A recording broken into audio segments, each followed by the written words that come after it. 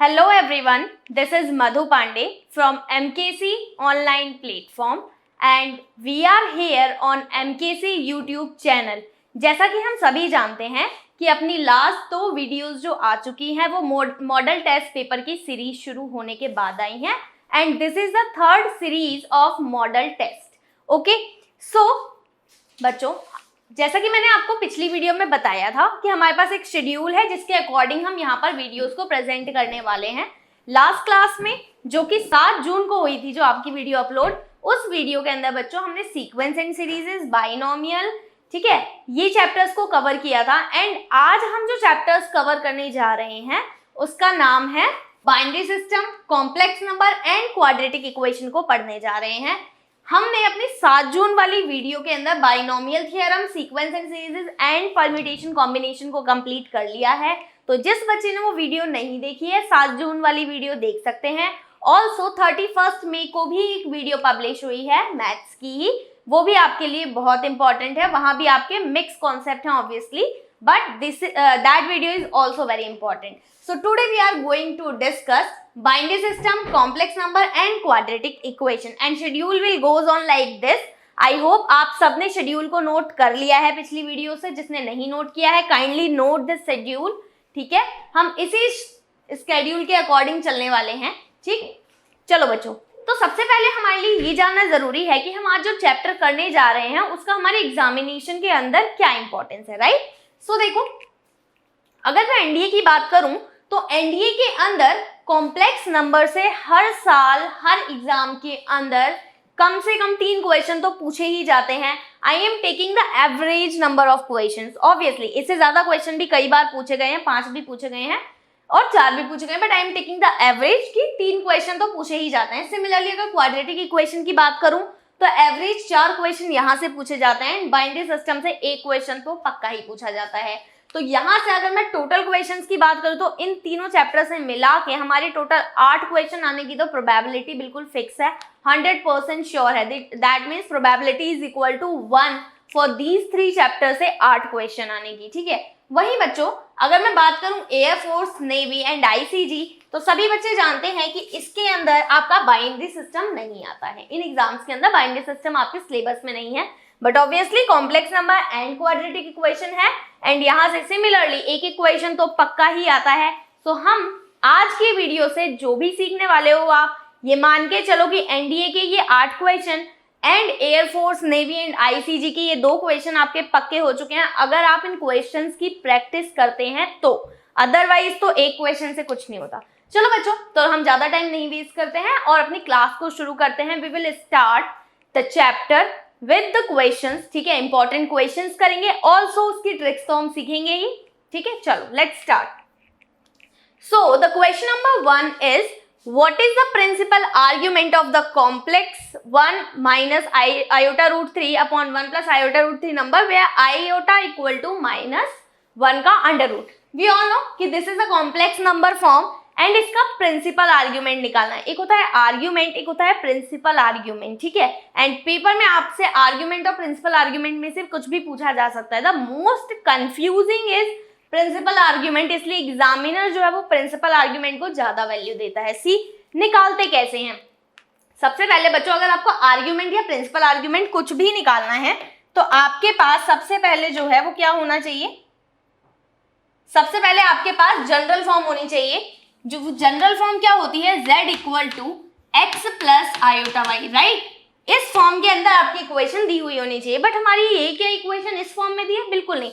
तो मुझे इस इक्वेशन को इस फॉर्म में लेके आना पड़ेगा। उसके लिए you all know, you all are very smart and you know कि आप क्या कर सकते हैं इसके साथ। हम यहाँ पर इसको रैशनलाइज कर सकते हैं, right. I can rationalise this. तो रैशनलाइज करने के लिए क्या करते हैं? नीचे वाली टर्म को ऊपर नीचे मल्टीप्लाई कर देते हैं, ठीक है, with the conjugate sign, right.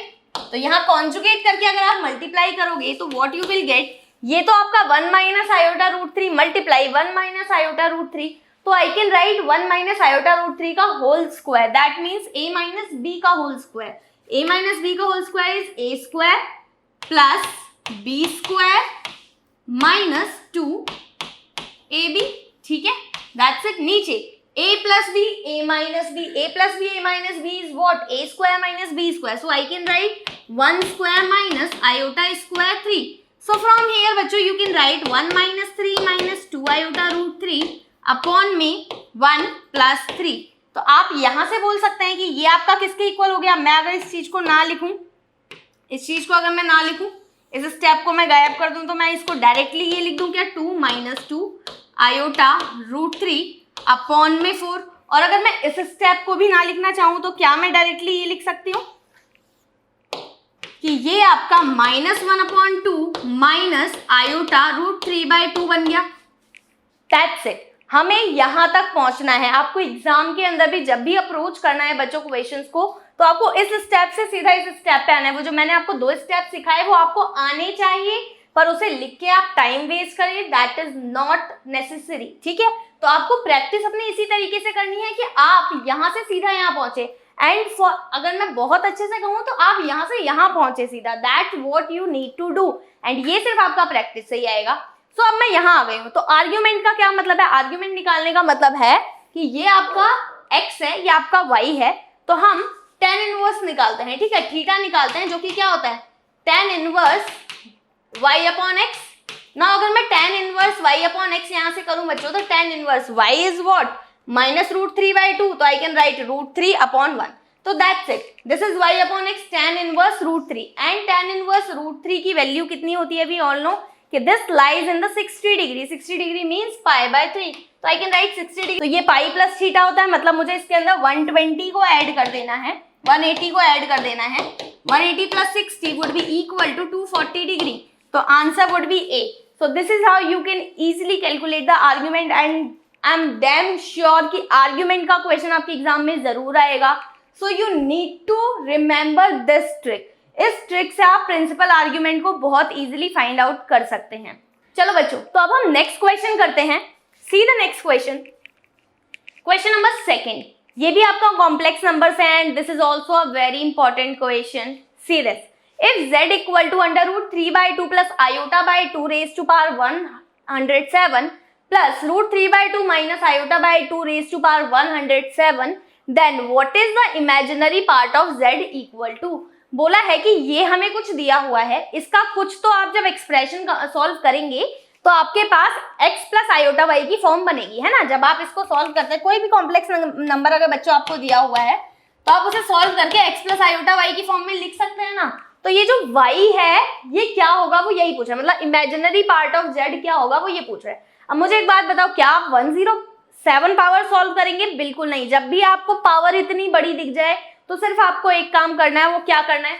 सबसे पहले इसे पोलर फॉर्म में लिख लो. पोलर फॉर्म जो बच्चे जानते हैं वेल एंड गुड, और जो नहीं जानते उन्हें मैं बता दूं कि इसे कॉस और साइन की फॉर्म में लिखना होता है. अब √3/2 एंड 1/2, √3/2 एंड 1/2 से अगर आप पोलर फॉर्म लिखना चाहते हैं तो मैं तो डायरेक्ट लिखूंगी.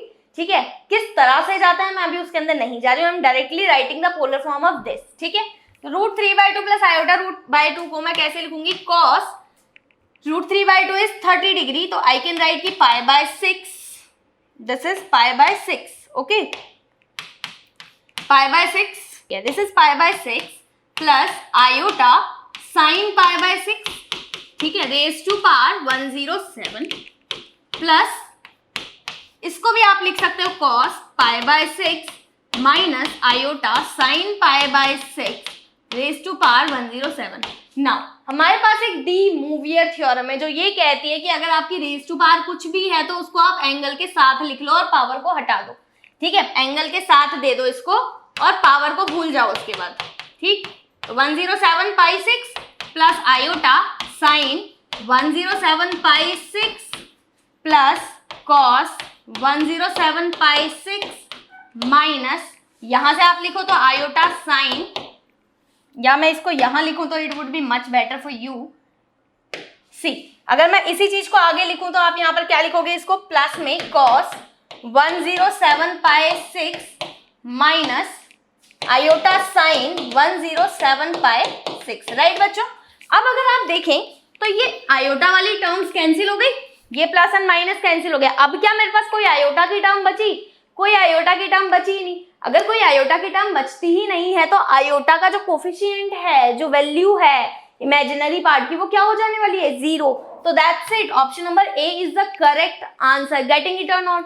सो दिस इज वेरी इजी। आपका इस तरह का भी क्वेश्चन एग्जाम में बहुत बार पूछा गया है एंड देयर इज 100% प्रोबेबिलिटी कि ये क्वेश्चन भी आपके एग्जाम में आने ही वाला है। सो आपको करना क्या है, जब भी आपको पावर ऐसी कोई डराने वाली दिख जाए, इतनी बड़ी पावर, तो बस आप समझ लो आपको पोलर फॉर्म लगानी है, यहाँ डी मूवियर थ्योरम लगानी है, मतलब कि पावर को आगे पहुंचा देना है सीधा एंगल के साथ। डी मूवियर थ्योरम कोई बहुत बड़ा कुछ नहीं कह रही है, कह रही है कि पावर को आगे पहुंचा दो, पावर को हटा दो, ठीक है।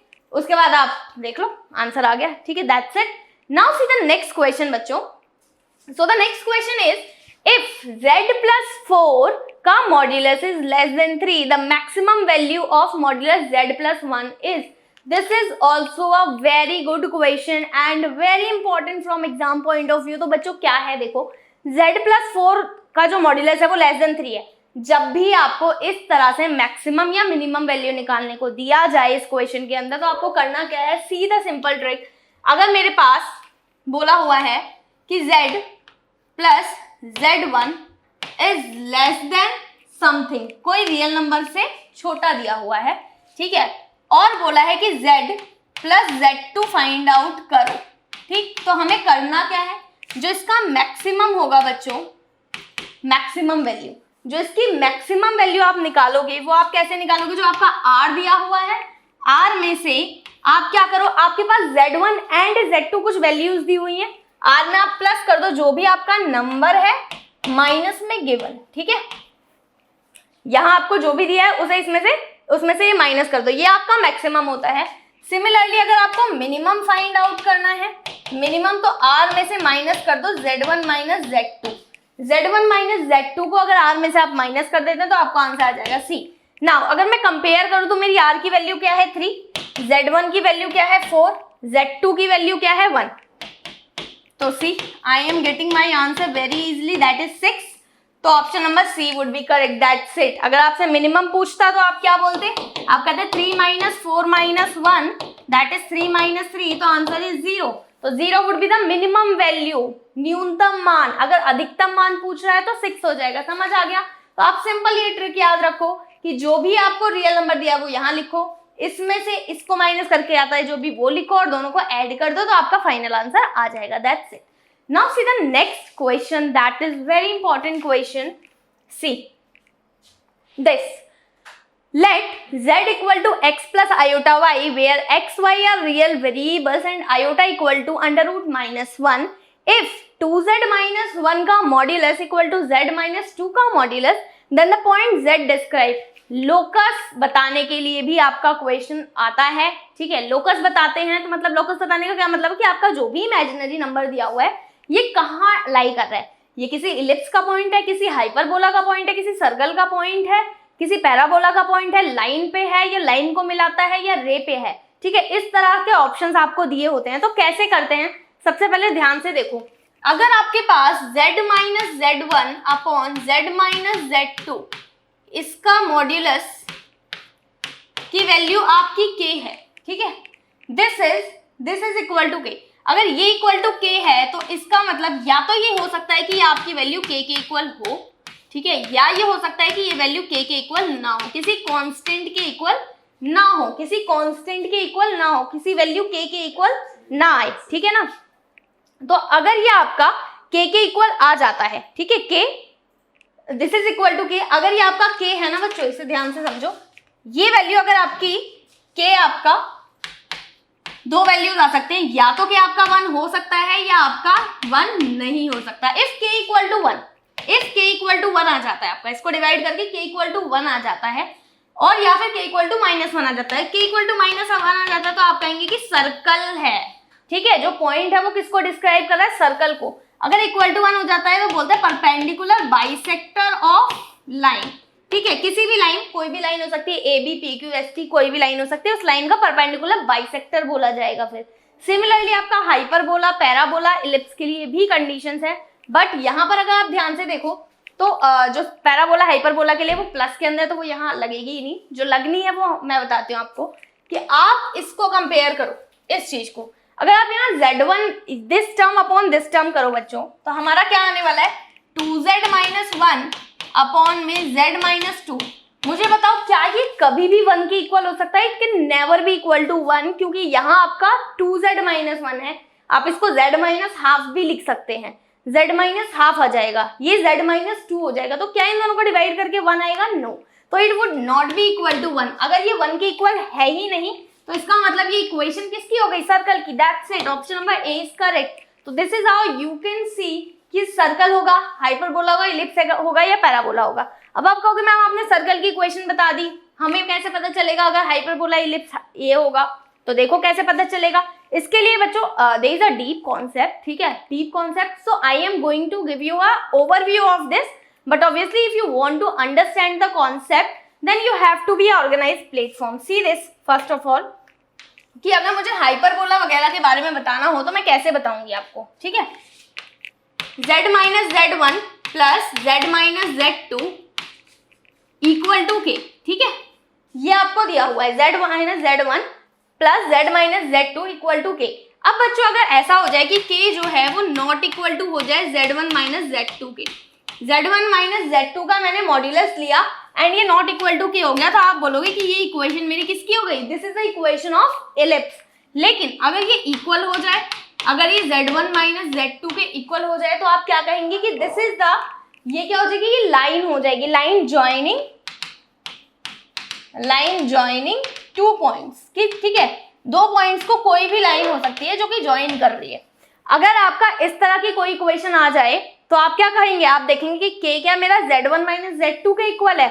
अगर है तो आप कहोगे कि वो लाइन किसी को ज्वाइन कर रही है, किसी पॉइंट को ज्वाइन कर रही है, और अगर नहीं है तो आप कहोगे इलिप्स है। सिमिलरली यहाँ पर आपका एक केस बनता है, z1 माइनस z2 माइनस भी दिया हो सकता है। यहाँ अगर यहाँ माइनस दिया है तो आप क्या देखोगे कि k is not equal to, अगर z1 माइनस z2 है बच्चों, तो ये आपका केस होता है हाइपरबोला का, ठीक है, हाइपरबोला का, ठीक। और अगर ये इक्वल टू k दे दे आपको, अगर ये इक्वल टू k आ जाए आपका, तो आप कहोगे पॉइंट ऑन रे, ठीक है, किसी रे पे ये पॉइंट है, this is the point on रे, यू विल डायरेक्टली से this.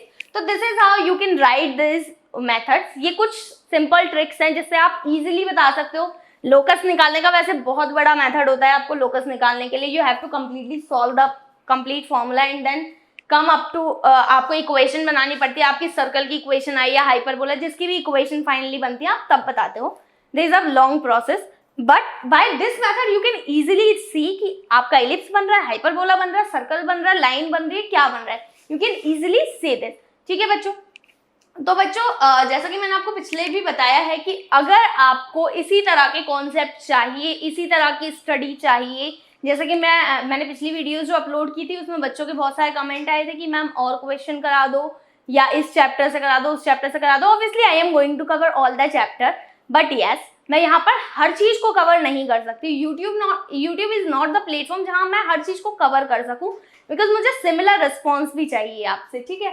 So for that we have an organised platform that is MKC learning app. तो आप इस ऐप को डाउनलोड करें, डेमो लें and then we will join 1-to-1 and उसके बाद हम हर तरह की प्रॉब्लम सॉल्व करेंगे, हर चैप्टर के बारे में बात करेंगे, हर चैप्टर के कॉन्सेप्ट समझेंगे, ट्रिक समझेंगे, everything we will discuss, but you have to come on this platform for all this facility, right. Now see the next question बच्चों। See, if alpha, beta are the roots of ax square plus bx plus c equal to 0 and alpha plus h, beta plus h are the roots of px square plus qx plus r equal to 0, then what is h equal to? मुझे इसके अंदर बताना आप बच्चों, ये quadratic equation का question है and now what the trick that I am going to tell you is very important from exam point of view. See this question, जब भी आपके पास इस तरह का कोई भी क्वेश्चन है जिसके अंदर आपको वेरिएबल दिया, आपके पास कोई वैल्यू नहीं दी है, दिख रही है कोई वैल्यू इसके अंदर? नहीं दिख रही ना, कोई वैल्यू नहीं दी हुई है, ठीक है। और जब कोई वैल्यू नहीं दी होती है तो हमें क्या होता है, हमारे पास सोल्यूशन निकालना बड़ा मुश्किल हो जाता है।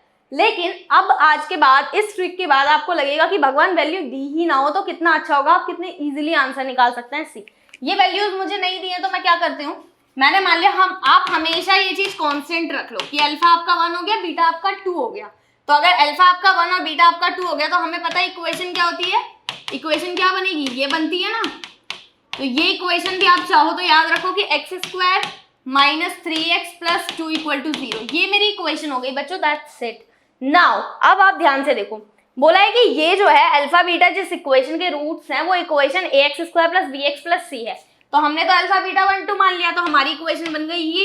नाउ अगर मैं कंपेयर करूं तो मैं कहूंगी कि a तो मेरा 1 है, b मेरा है -3 एंड c है मेरे पास 2। ठीक है, यहाँ तक कोई दिक्कत नहीं है।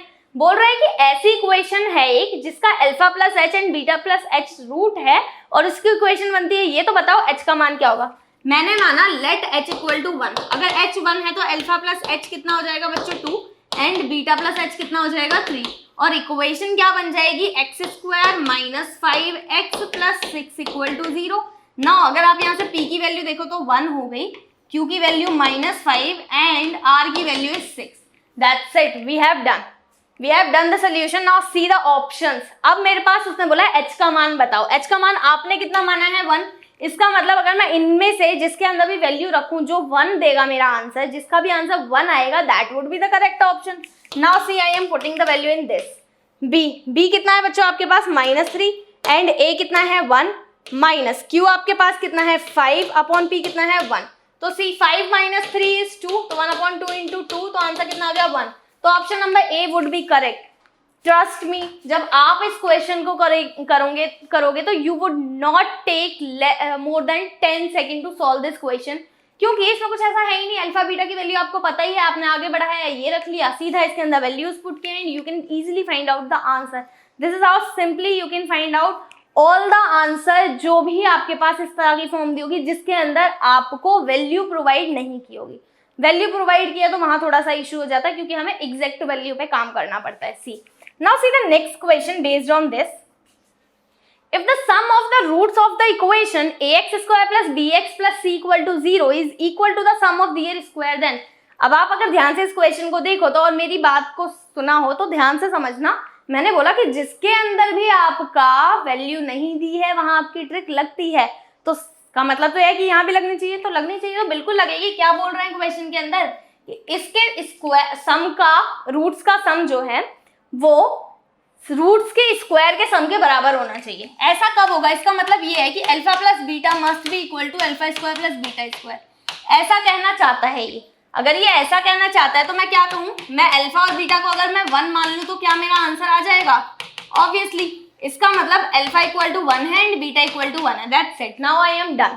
अगर मेरा अल्फा 1 बीटा 1 है तो मेरी इक्वेशन क्या बन जाएगी, -2x प्लस 1 इक्वल टू 0, और a आपका 1 हो गया, b आपका -2 हो गया एंड c आपका 1 हो गया। नाउ पुट द वैल्यूज बच्चों, इसके अंदर वैल्यू रखो, जो भी सेटिस्फाई कर जाएगी इक्वेशन वही आपका आंसर है। नाउ सी, अगर मैं a की वैल्यू 1 रखूं तो ये 1, ये आपका 4, ये 1, तो this is not correct. Now see 1 plus 4 equal to 1 minus 2, this is also not correct. Now see 1 minus 2 is -2 plus 4 equal to 2ac मतलब 2, तो ये 2 इक्वल टू 2, इसका मतलब ये वाला ऑप्शन आपका एकदम करेक्ट है। तो option number C would be correct for this question. Getting it और not, this is how you can easily calculate the answer. अब आप मेथड से जाना चाहें तो obviously you can go by the method, but I am here to give you the method जो कि आपके 10 सेकंड से कम टाइम ले, so that you can save your time for those question जिसकी ना आपको ट्रिक्स पता है ना आपको मेथड पता है, आपको वहां पर अपना दिमाग यूज करना है। ठीक है, तो हमें ऐसे क्वेश्चन बच्चों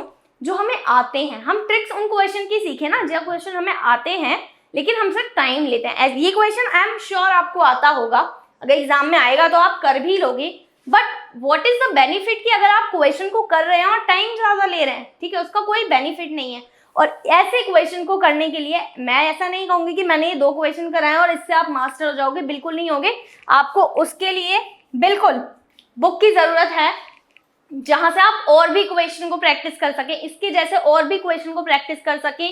तो आप MKC पब्लिकेशन की बुक ले सकते हैं। ठीक है, यहाँ पर आपको आपके सब्जेक्ट के लिए, अगर आप नेवी के हैं, आप ICG के हैं, आप एयरफोर्स हैं, आप NDA जिसकी भी तैयारी कर रहे हैं, उसके लिए आपको उस बेस की बुक मिल जाएगी, उस कॉन्सेप्ट के क्वेश्चन मिल जाएंगे, so that you can practise and build up your confidence. सो आप यहाँ से बुक ले सकते हैं, आपको 25% डिस्काउंट भी मिल रहा है और साथ में फ्री डिलीवरी भी मिल रही है। तो दैट्स इट, और क्या चाहिए। चलो, now see the next question. If the roots of the equation x square minus nx plus m equal to 0 differ by 1 then, अब इसके अंदर भी आपको कहीं वैल्यू दिख रही है क्या, ये तो डिफर बाय 1 दिया है ना, ये इसकी वैल्यू थोड़ा ना दी हुई है। बोला है रूट्स हैं कुछ, इस इक्वेशन के कुछ तो रूट्स हैं और वो जो रूट्स हैं उनका जो वैल्यू है वो 1 से डिफर करता है। तो हमें क्या है, हमने तो मान लिया है कि अल्फा इक्वल टू 1 है, बीटा इक्वल टू 2 है। क्या इन दोनों की वैल्यू 1 से डिफर कर रही है? बिल्कुल। तो इसका मतलब हम एकदम ठीक ट्रैक पे हैं। हम इसको लिख सकते हैं कि मेरी इक्वेशन ये है, ठीक है। नाउ मेरे पास n की वैल्यू आ गई क्या 3 और m की वैल्यू आ गई 2। Put the values and find out the answer. जो भी इसको सेटिस्फाई करेगा वो आंसर होगा। तो 3 3 जा 9 -8 -1, तो आपको यहीं से आंसर मिल गया 0। तो option number A is correct. आप नीचे वाले ऑप्शंस भी चेक कर सकते हैं। अगर आप चेक करोगे तो यू विल गेट कि ये इक्वल नहीं हो रहे हैं। मैं आपके लिए करके भी दिखा दूं, चाहे कोई सा ये वाला कर लेते हैं। 9 + 8 - 1, तो ये तो करेक्ट नहीं है। नाउ सी ये आपका कितना है, 2 2 जा 4 + 12 + 1, ये भी करेक्ट नहीं है, ठीक है। 2 2 जा 4 -12 + 1, ये भी करेक्ट नहीं है। तो option number A is correct. This how you can simply put the values and find out the answer. ना बच्चों, मैंने इसके अंदर इक्वेशन ऐसा भी ऐड किया है आपके लिए जो कि कॉन्सेप्ट बेस है, ताकि आपको कॉन्सेप्ट भी समझ आए, ठीक है। ये मैंने कुछ क्वेश्चंस लिए जो आपके ट्रिक बेसिस पे थे और ये क्वेश्चंस आपके एग्जाम में आए हुए हैं। That's why I am telling you कि इस तरह के क्वेश्चन आपके एग्जाम में आएंगे, ठीक। Now see this question, if alpha and beta are the roots of the equation 3x square plus 2x plus 1 equal to 0, then the equation whose roots are alpha plus beta raised to power -1 and beta plus alpha raised to power -1 is।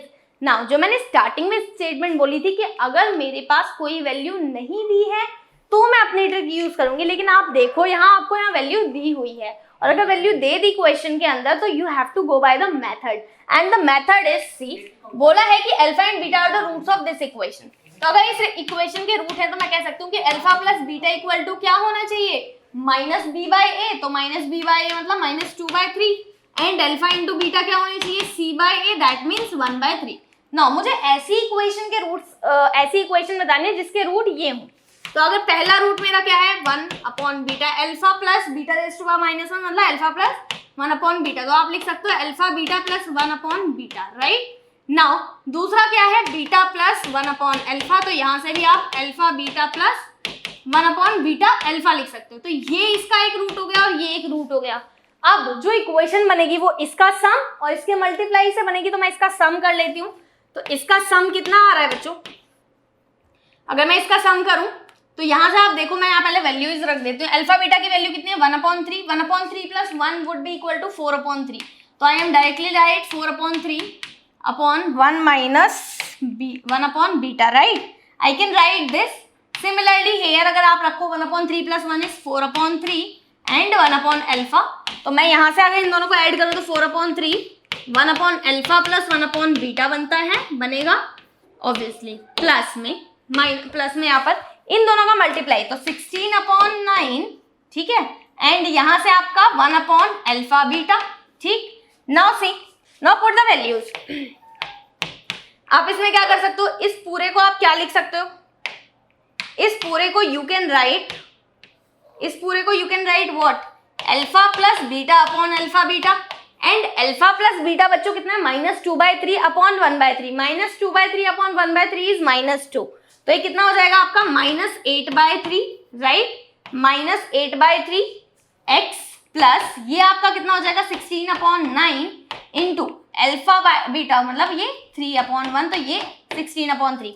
Now if you take LCM तो क्या हो जाएगा, ये कितना बन जाएगा आपका यहाँ से 3x² plus 8x plus 16 equal to 0। That's it, this is your answer. तो option number A would be correct. So this is how you can easily find out the answer of these question. Getting it or not? तो this is the method. इस method के through भी आप जा सकते हैं। You would take, अगर आप प्रैक्टिस करेंगे तो method would also not take much time. हाँ obviously 10 मिनट की जगह 10 सेकंड की जगह 15 सेकंड ले लेगा, बट हाँ आपका आंसर ऑथेंटिक आ जाएगा। तो आपको अगर मेथड भी सीखना है बच्चों तो वो भी आपका तभी होगा जब आप प्रैक्टिस करोगे, राइट। आप जब टेस्ट दोगे तभी आप देख पाओगे कि आप जो क्वेश्चन कर रहे हैं, जो आप क्वेश्चन लगा रहे हैं, वो आप कितने टाइम में कर ले रहे हैं। एक क्वेश्चन ये आपने 50 बार किया, तो जब आप 51 टाइम करेंगे तो ऑब्वियसली आपका ये क्वेश्चन 1 मिनट में हो जाएगा, आप देख के आंसर लगा देंगे, ठीक। लेकिन अगर इसी क्वेश्चन को आप पहली बार करेंगे तो कितना टाइम लग रहा है, वो चीज चेक करना जरूरी है। वो चीज आप कैसे चेक करोगे, जब आपके पास कोई ऐसी चीज होगी जहां से आप टेस्ट कर सको। तो for that MKC test prep app is here for you, जहां से आप अपने एग्जाम के लेवल के क्वेश्चंस को टेस्ट कर सकते हैं कि आप जो प्रिपरेशन कर रहे हैं क्या वो अप टू द मार्क है, क्या आपके एग्जाम के लिए वो बेनिफिशियल है या नहीं है. So you can buy this test series from MKC Test Prep app that is only for 199 rupees और इसके अंदर आपको 5000 plus question plus 5 mock test मिल रहे हैं. ठीक है, तो you can go to the Play Store and download this app and test yourself. This is very important for you. Now see the next question बच्चों. What is this? So this is the question from binary, you all know, and the binary part is for the NDA. ठीक है, see this. जब भी आपको इस तरह का question आए, ठीक है, बाइनरी से, तो आपको सिंपल क्या करना है, इसको माइनस करना है. तो एक तो तरीका बच्चों ये है कि आप इसको माइनस इस तरह करो कि आप इसको बाइनरी टू बाइनरी माइनस कर दो, पर उसमें आपकी गलती होने के चांसेस बहुत ज्यादा हैं. तो आप क्या करो, बाइनरी से डेसिमल कन्वर्ट कर लो एंड देन माइनस कर लो, क्योंकि आपको फाइनल आंसर तो डेसिमल में ही दिया है ना, तो आप इसको डेसिमल में कन्वर्ट कर लो. तो ये कितनी जीरो है, 2 4 6 8 जीरो है.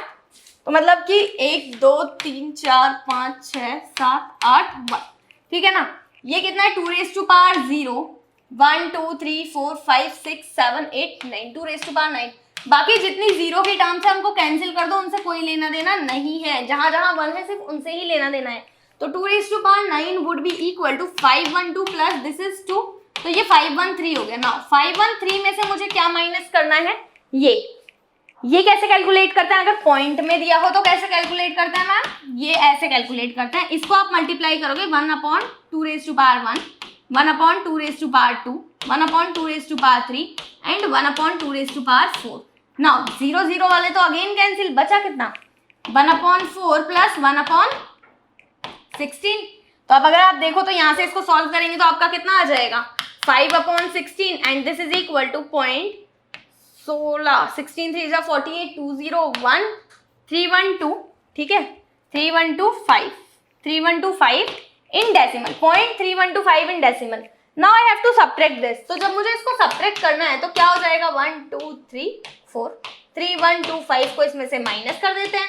माइनस कर देंगे तो I will get 5 and 9 - 2 7 9 - 1 6 9 - 3 6 2 1 5. This is my final answer. तो this is matching what, which one, oh sorry, this is what, 9 - 1 is 8, right, 9 - 1 is 8. तो option number B would be correct. 512.6875 would be your correct answer. So this is how you can easily calculate. And I'm damn sure this year जो ND का exam हुआ उसके अंदर question नहीं आया है binary का, तो जो अगली बार एग्जाम होगा वहाँ क्वेश्चन बाइनरी का जरूर आएगा. एंड सी जो क्वेश्चन आएगा वो इसी फॉर्मेट में आएगा, या तो एडिशन या फिर आपका सब्ट्रैक्शन से क्वेश्चन आएगा. तो आप ध्यान से देख लो किस तरह से करना है. डेसिमल में भी आ सकता है, नॉन डेसिमल में भी. बच्चे ज्यादातर डेसिमल में कंफ्यूज रहते हैं.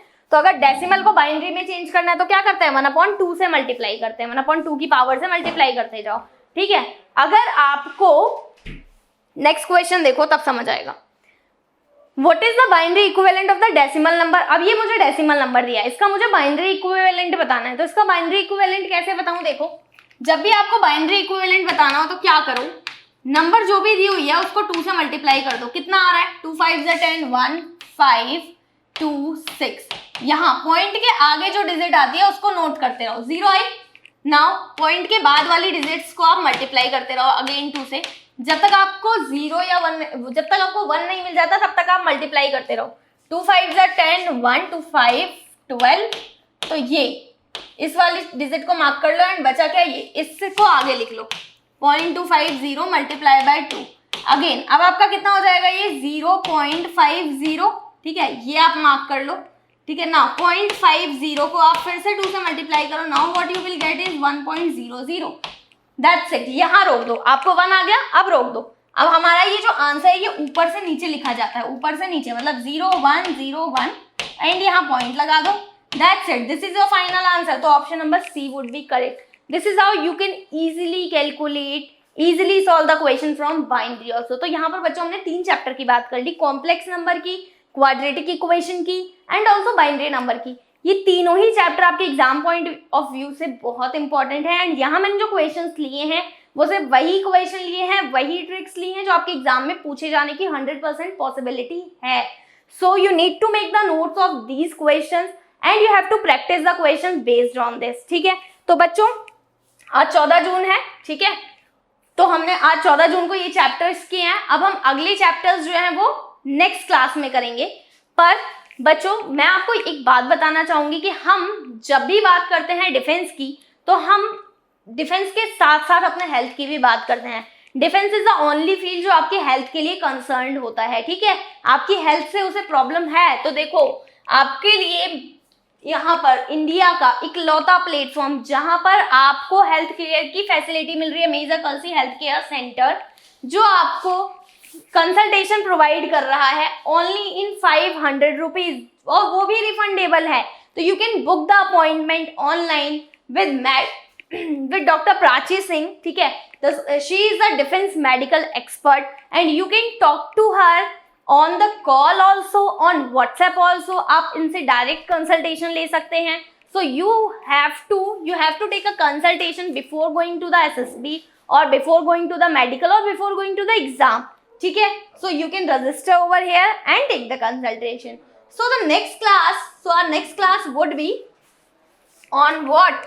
नेक्स्ट क्लास कब होगी? यू ऑल नो 21 जैन को हमारी नेक्स्ट क्लास आने वाली है, ठीक है। 21 जैन को जून को हमारी नेक्स्ट क्लास आएगी, that is on logarithm, probability and statistics. जिस भी बच्चे को प्रोबेबिलिटी स्टैटिस्टिक्स में इशू है, बी प्रेजेंट, एंड जिसको नहीं भी है वो भी बी प्रेजेंट। क्यों? क्योंकि यू ऑल नो कि मैम यहाँ पर सिर्फ क्वेश्चन नहीं कराती हैं, यहाँ पर मैं वो क्वेश्चन कराती हूँ जो आपके एग्जाम में आएंगे। सेकेंड, सारे क्वेश्चन आपको ट्रिक से कराती हूँ मैं, ताकि आपका टाइम बचे। तो जो बच्चे इस चैप्टर को अच्छे से जानते हैं वो भी प्रेजेंट हो, सो दैट हम यहाँ पर अच्छे से कॉन्सेप्ट को समझ सके, right. So these are the chapters जो मैं 21 जून को लेने वाली हूँ। 7 जून का कंप्लीट हो चुका है, 14 जून का आज कंप्लीट हो चुका है।